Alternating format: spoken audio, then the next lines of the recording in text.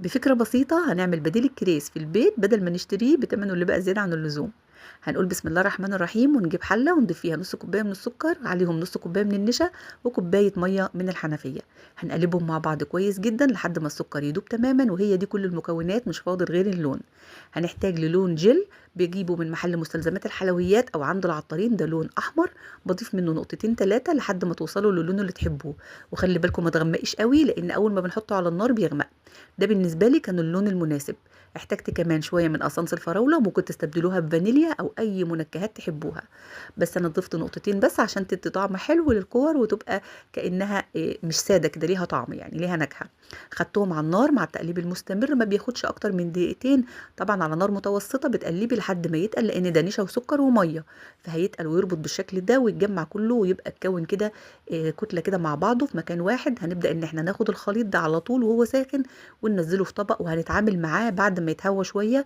مجرد ان ايدك تتحمل الحراره بتاعته، هنمسح مسحه صغيره كده من الزيت على ايدينا، ونبدا ان احنا ناخد قطعه صغيره ونكورها بحجم الكريزه العاديه او الكريزه الحقيقيه. طبعا مسحة الزيت دي بتسهل عليكي وبتعمل شكل كورة منتظم، وكل ما بتشتغلي في الخليط وهو دافي كل ما بتعملي شكل احلى، وكورة بتبقى شكلها منتظم وشكلها جميل وبتلمع كده وبتبقى مظبوطة. لكن لما بيبرد بيبقى صعب شوية في ان انتوا تشكلوه، فحاولوا على طول وهو دافي تشكليه. وزي ما حضراتكم شايفين درجة اللون خطيرة، ما تحاولوش تغمقوها عن كده. اظبطوا اللون عشان تطلع معاكم طبيعية خالص. عملت كمية حلوة جدا، ما تكتروش في الكمية، نص كوباية ونص كوبايه من النشا ونص كوبايه من السكر النهارده اللي عملناهم، عملوا كميه حلوه جدا. وزي ما حضراتكم شايفين شكله مبهج قوي. طبعا ما بنستغناش عن الكريز في تزيين الحلويات، شرقي وغربي، بينطق اي حلويات بتحط عليها.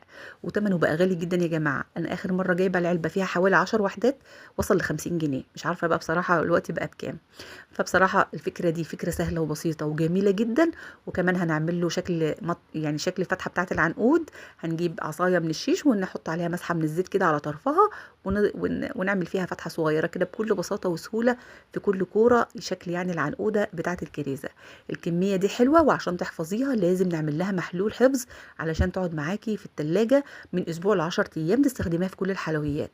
محلول الحفظ عبارة عن معلقتين من عسل الكنافة التقيل، اللي هو شربات الحلويات الشرقي التقيل.